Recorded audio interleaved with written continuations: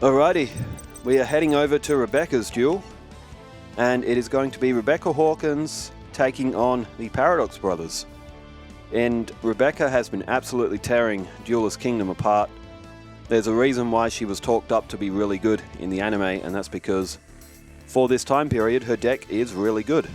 So she's taking on the Paradox Brothers, who, ironically, they started off amazing in the Duelist Kingdom tournament. They went about 6-0 before they finally got a loss, which I believe may have come to... Who was it against? Was it maybe a Taya or a Kaiba? Something like that.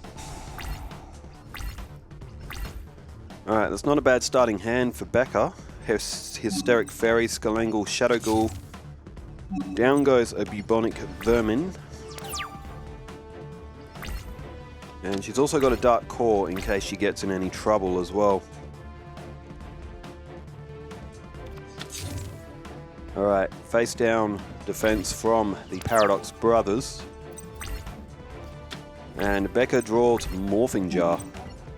She sets down Skalangle and she's going to be content to just sit and implement a strategy, wait for some of her monsters to get destroyed, and then she may play down Shadow Ghoul to get Hysteric Fairy as well. It's an 1800 attacker, as she may have been better going for Hysteric Fairy on that second turn instead of a defense. Monster Tamer is summoned.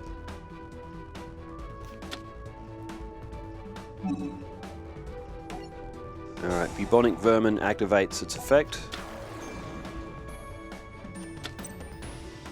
So there are now 2 of them on the field. One of them will get destroyed. That will help out Shadow Ghoul. In the long run, there's also a Skalangle face down as well. Okay, there's Spirit of the Harp.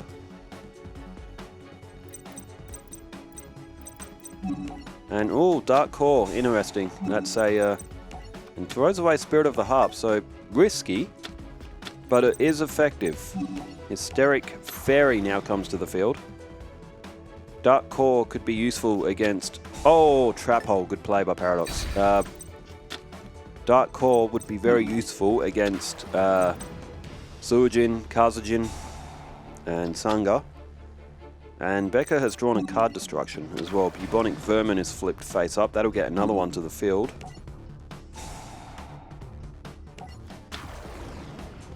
So Shadow Ghoul looking like it could be quite beefy here. Lest we forget, Paradox Brothers also have a Shadow Ghoul stalking around in their deck as well.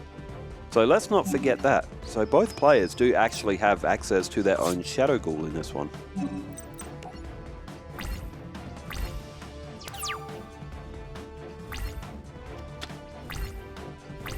Alright, what next here? We have just seen Guardian of the Throne Room. It's a 1650, so Becca will lose another monster here. And it's Bubonic Vermin. So what would you do if you were Becca here? Would you go for your Shadow Ghoul? She may have to. She doesn't want Protector of the Throne Room running rampant. Bubonic Vermin is flipped up. I do believe all of them have been used though. Maybe taunting the opponent. I also had another rat on the field. As Shadow Ghoul comes to the field and it's at 2100. So there are 5 monsters in Becca's graveyard. And 450 points of damage is done. 5750 for the Paradox Brothers remain. Take off another 900. So they are down to 4850. And they're looking a bit dicey right now. They've got no monsters on the field. And their deck does have quite a lot of high-level monsters as well.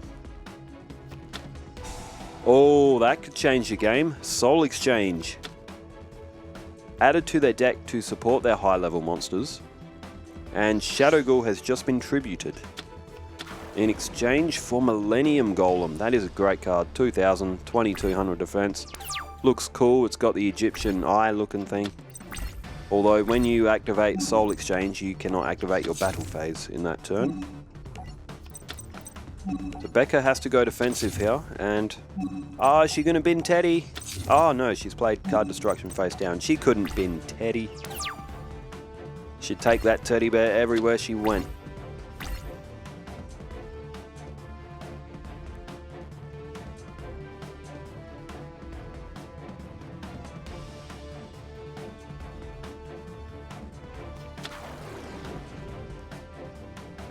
Alright, Rock Ogre Grotto number 1 has come to the field.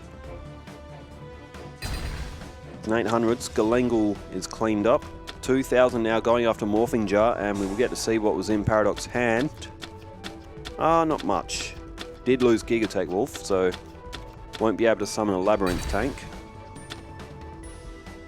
Now, 2 Sangans and a Witch of the Black Forest, so if Becca draws Polymerization, Sandwich will be available. And it is not, it is a Skalengal. Oh, she's got a Polymerization on the field. I forgot all about it.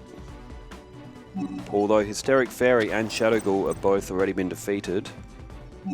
Witch of the Black Forest is summoned, so Witch of the Black Forest's effect will be able to take action here when it is sent off the field in exchange for Sandwich.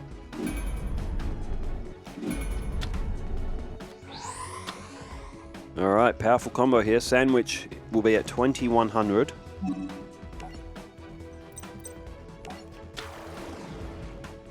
And down it goes. So who comes after Paradox Brothers? They get outside the castle. There was a match with Kaiba, so Kaiba's one would be next. And then I will probably do Taya, because Mai and Taya had that duel, and I got to slot Taya in somewhere. So I'll slot her in there after Kaiba. If anything, Kaiba and Taya are the most likely ones to defeat Becca. Maya's, actually no, Becca and Maya have already played. I played her one earlier. Then it would be Pegasus, Yugi, Pegasus, Joey and Yugi. Oh, and Bandit Keith as well. Who beats her? If she loses, who beats her? She could go undefeated. She legitimately could. She's got Wobbucor on the field right now. Sandwich, Paradox Brothers went with their face down defense. Alright, there's a trap hole. And she sets down Skalengal as well. Maybe seeing if she might draw another Polymerization and be able to get a second Sandwich. And oh, Labyrinth Wall.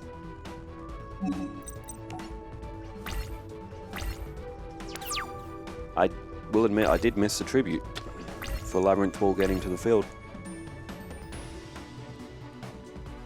I have just been as I was thinking about Becca's next opponent.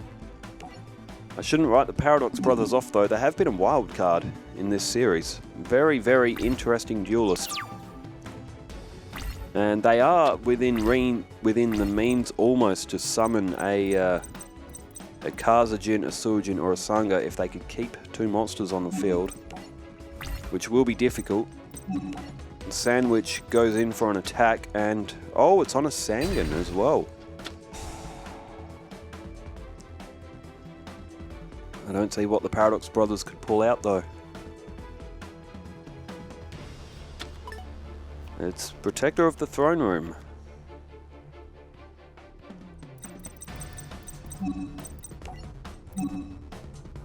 Okay, so Becca does still have Trap Hole,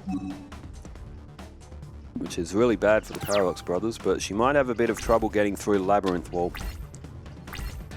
Becca herself does have Millennium Shield. Ironically, Labyrinth Wall and Millennium Shield, if you're playing Yu-Gi-Oh! Forbidden Memories, both of those cards only cost 200 star chips. They fuse together to make Minamushi Warrior. As Becca draws Megamorph. And, alright, what's she going to play here? Ah, okay, she's gone with Megamorph. Oh, okay, yeah, I see it. Is that legitimately what she's going to do? Alright. She plays Sangan and watch this is going to be incredible. Alright, Becca is going to flush 2,000 life points by attacking Labyrinth Wall, which is going to put Sandwich at 4,200 and destroys Labyrinth Wall. My word, Megamorph is such a cool card. I put it in Becca's deck because she's meant to be a good duelist. She's meant to be very good. That's why her deck is strong for a Duelist Kingdom era.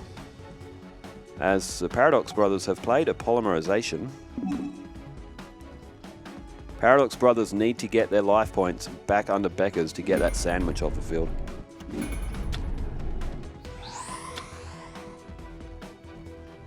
Alright, Guiltier the D-Knight is played. It is a fusion, it's a special summon as well.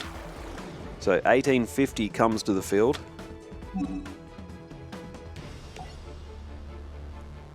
And the really bad news for the Paradox Brothers is that Becca has Waboku on the field. Ah, Minamushi Warrior, speak of the devil. My guy from Forbidden Memories, he was one of my most common fusions early game. Rockin' a Warrior under 1300. And alright, so watch Minamushi Warrior has gone in to attack the Sandwich, which has halved Sandwich's attack now, so it's no longer 4200. And he goes for it, and now Becca activates Waboku. So Sandwich will be safe. And the Paradox Brothers just flushed a lot of points for no reward.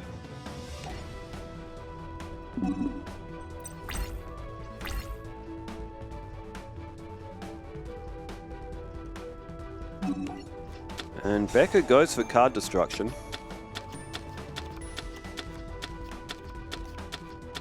Pulls a Dark Hole, a Witch of the Black Forest again. She's just sent one to the graveyard as well. She's got a negate attack there as well. She flips up Skalangle to draw another card. Oh, that is insanity. That is absolute insanity. She threw a Witch of the Black Forest to the graveyard and has managed to pull another polymerization. She would have just been looking for some trump card just to get that Guilty of the Night off the field, and she has gone and done it.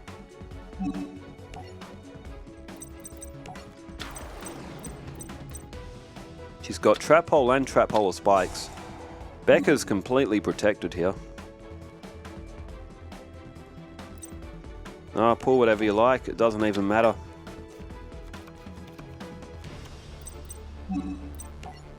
So 2100 will be able to get over Guilty of the Night. And do 250 points of damage. Paradox Brothers down to 1600. And what is that face down? Oh, Stone Armadillo. So that'll be able to protect the field, but on next turn, Paradox Brothers are going to have to play monsters. They're eventually going to run out.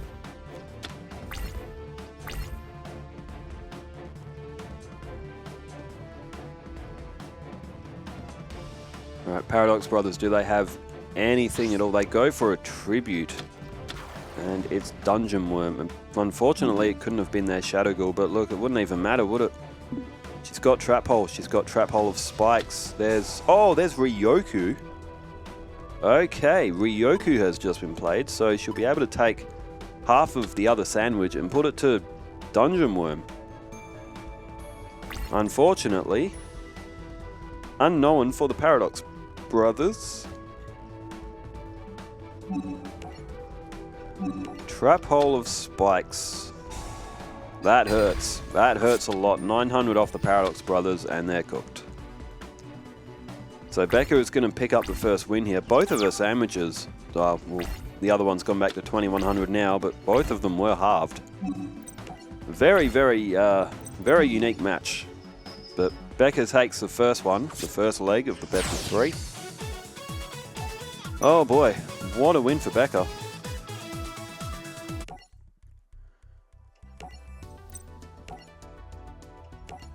Okay.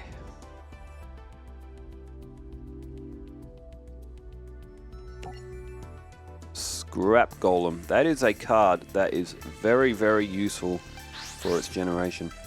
I saw that played with the AI quite a lot during my story run of this game.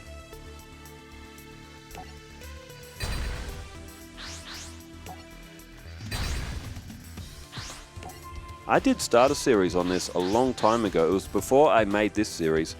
It was called Can You Defeat Legacy of the Duelist with One Deck? And I was using the Amazon S deck. And I think I played up through to Duelist Kingdom from memory. The answer to the question is no. The Amazon S deck can't beat all the challenges. It can beat most of the story though. But no, the Amazon S deck just isn't able to do all the challenge modes. Some of the challenge decks are just insanely hard.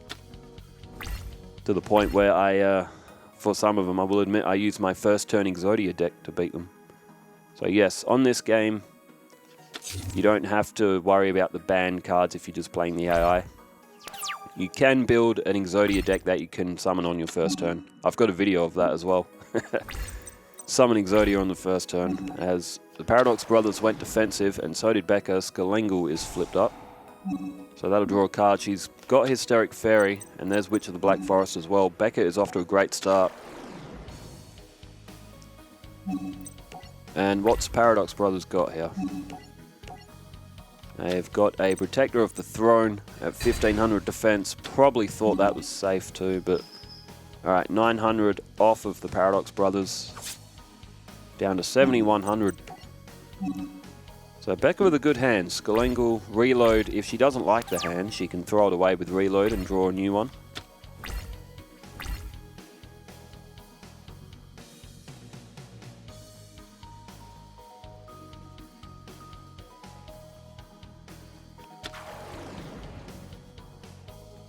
Okay, Guardian of the Labyrinth comes to the field. And it will be able to get rid of Stalemate, but Guardian of the Labyrinth will be vulnerable to attack as well. So Paradox Brothers trying to get some sort of counterplay going, and there's a polymerization.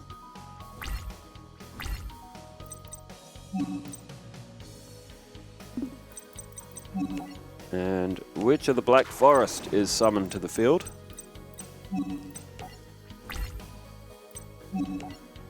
And Witch of the Black Forest is the one to destroy Guardian of the Labyrinth. And 1800 off of the Paradox Brothers here.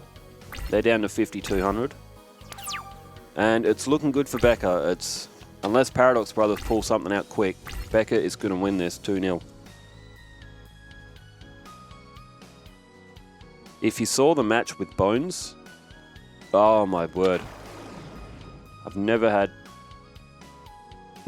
anything that tragic ever happen. Well, I did once with Panic and Mokuba, but oh my word. Check it out.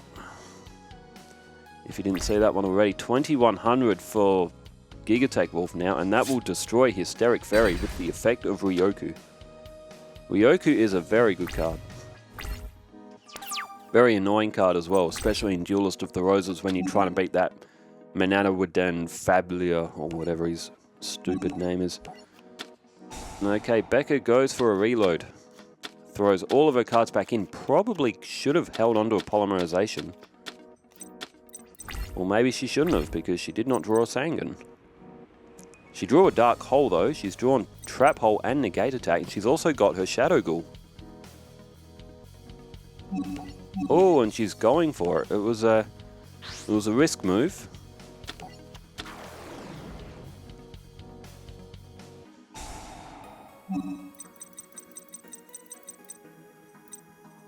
And what's she going to pull here?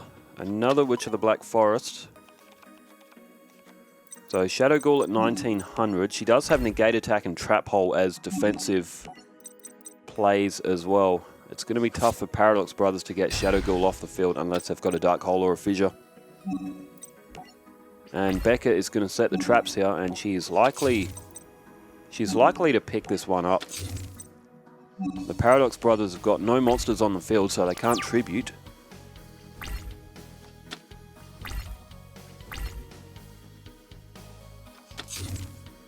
Alright, face down defense for the Paradox Brothers.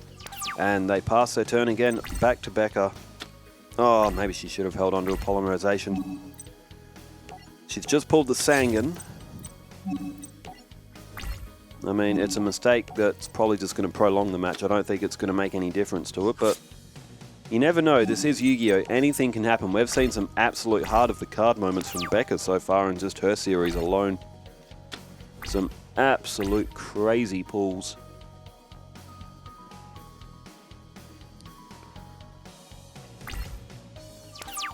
Alright. Oh, and it was a 2000 defense. I just moved my head down just to keep my eye on everything and make sure everything's still recording. I have paranoia about it now.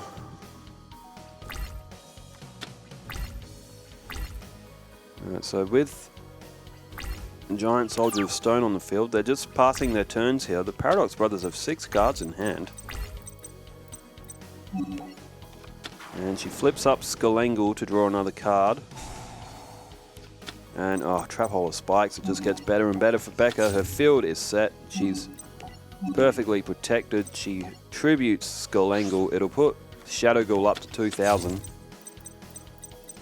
And she just needs another monster in the just needs another monster in the graveyard, and then Shadow Ghoul will be able to defeat the Giant Soldier of Stone. Stone Soldier standing tall though. The Paradox Brothers have 7 cards in hand.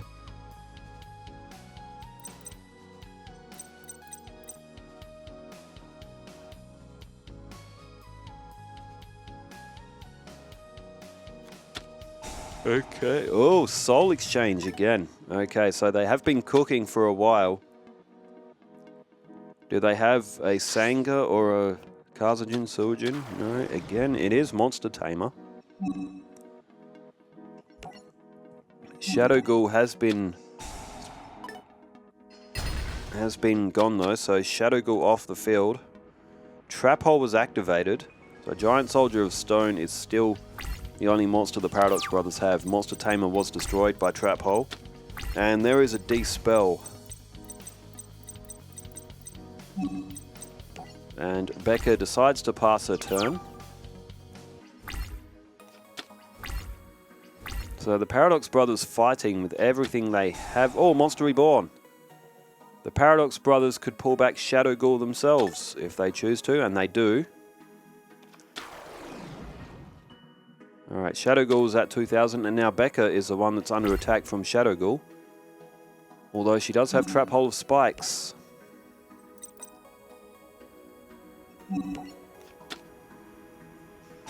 And she activates. So Trap Hole of Spikes is going to destroy her Shadow Ghoul. That was reborn. 800 points off of the Paradox Brothers from it. It goes back to Becca's graveyard, and now we're right back where we were before, with Giant Soldier of Stone still holding the fort. And Becca just decides to pass. She's still got that Dark Hole in her hand as a trump card as well, just in case she needs it to get off anything that the Paradox Brothers might throw down. Alright, 7 Tools of the Bandit, that's going to block their trap cards. You can't leave Becca for too long. I wonder what the Paradox Brothers have in their hand. They, unless it's just all weaker monsters or something, and magic and traps that aren't any good to them, unless they've drawn a bit of a brick. There we go. Giant Soldier of Stone tributed for Millennium Golem. 2,000 attack, 2,200 defense. Becca does have Millennium Shield on the field as well. That might be why the Paradox Brothers aren't bothering to lay their monsters down, because they're not going to be able to get through the defense.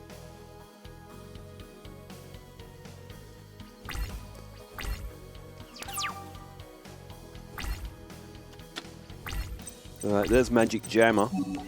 It's only a matter of time before Becca draws a Polymerization at this rate. She'll be able to sweep the field with Dark Hole and just pull down Sandwich.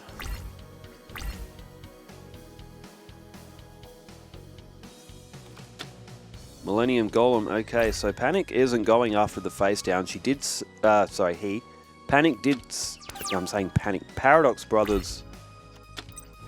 How many times have I called him Panic in this match? Let me know. Okay, so Panic.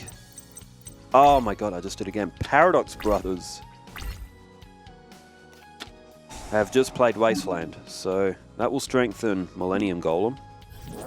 The Paradox Brothers didn't go for Becca's face down. I guess they are assuming that it is likely to be the Millennium Shield, as Becca did tribute to get that down to the field. So Spirit of the Harp has finally been destroyed.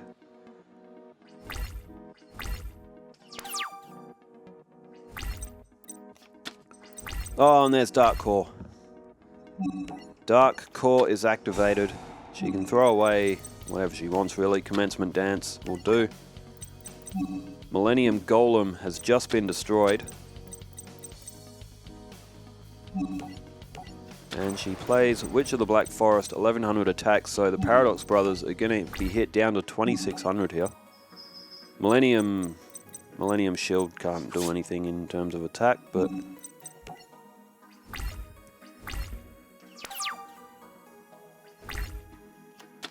Alright, still 7 cards. Nothing wrong with Paradox Brothers' card count, but they still are only able to play one normal summon or set per turn. And, oh, there's Performance of Sword. Becca literally just threw the ritual card away for it. Okay, she's thinking about Dark Hole by the look of it. No, it's decided against it. No, it's thinking about it again. So she could sweep the field and attack with Sangan, but with only 1,000 attack points. Okay, no, she goes to a battle phase.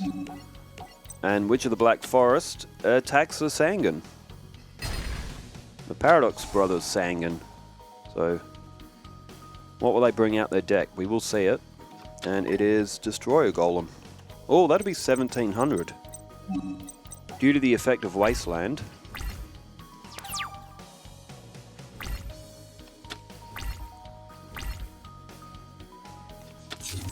Becca is holding Dispel. She can get rid of Wasteland if she wants to. But... Alright, and the Paradox Brothers play their Destroyer Golem. So it'll get to 1,700. And... she doesn't elect to activate Negate Attack.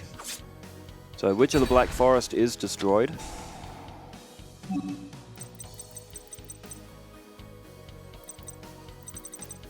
So Bubonic Vermins are still there, and Becca has pulled Morphing Jar.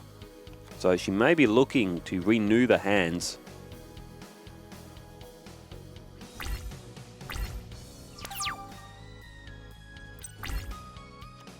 And, oh, there's Polymerization. Her Witch of the Black Forest was just destroyed, and she finally pulled the Polymerization. That's got to be somewhat annoying, but... Okay, she activates Dispel. Gets rid of Wasteland. As we see there. Destroy Golem is down to 1,500. It looks like she's thinking about setting that Morphing Jar. She's still got... The Paradox Brothers still have not attacked that Millennium Shield. I guess they've sussed it. And Morphing Jar has been played. She does have a negate attack, so her hand cards are safe from Morphing Jar being flipped up from an attack.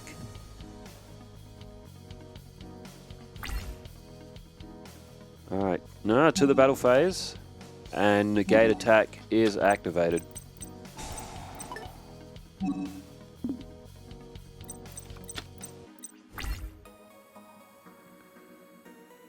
Alright, so the Paradox Brothers are just being squeezed here.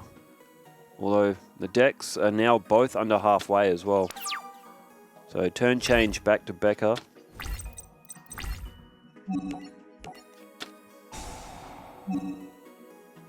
And she's drawn Fissure. There goes Destroy Golem, and Sangan comes to the field. She decides to set Dark Hole. And we're going to see what was in Paradox Brothers' hand here with Morphing Jar.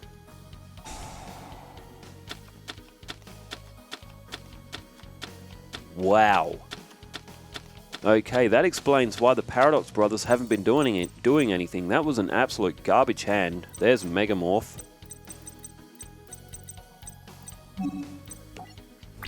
And we're going to see 1,700 points, so Paradox Brothers are going to have 900 left. Becca still has Millennium Shield on the field as well. And I do believe this one is just a matter of time. It's a long match, but Becca has been better all round than the Paradox Brothers, which says a lot, given that they've picked up, what, maybe 8 wins or so in the season? 7 or 8 wins, something like that. Minamushi Warrior. is on the field. Doesn't go for Sangan, goes for Morphing Jar.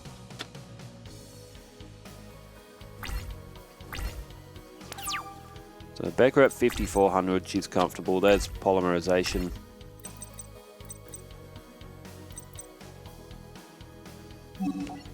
And she's just played Megamorph on Minamushi Warrior, which is now down to 650. There goes the Sangan, so this should be it.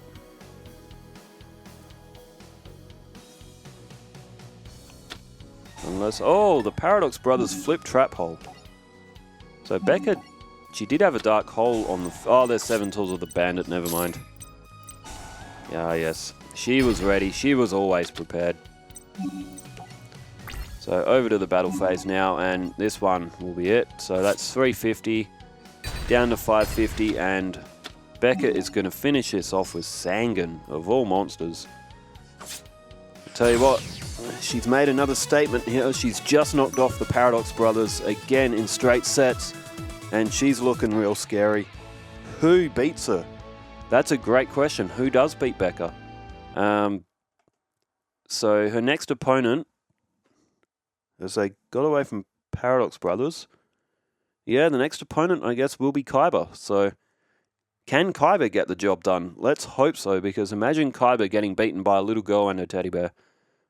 Actually, that does actually sound quite funny, just to see Kaiba's expression. But okay, so let me just check who's coming up. We've got Bakura against Loomis and Umbra in Battle City. That promises to be a pretty good match. Hopefully, that's a pretty good match.